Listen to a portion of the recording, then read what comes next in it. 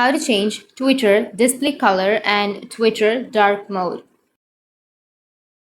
So if you want to change the display color and dark mode on Twitter, then first you need to open up your Twitter application.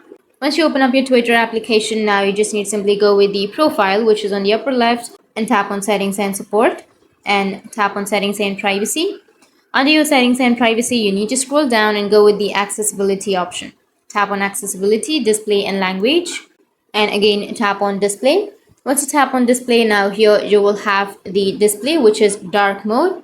You can simply tap on the display option, and from here you can have the dark theme like dim or lights out, or you can turn on the dark mode, or you can use the device settings. So you can simply go and turn on your dark mode, and your Twitter will be on your dark mode. So that's how you can change your Twitter display color and Twitter dark mode. And if you have any questions, feel free to comment below. Thanks for watching.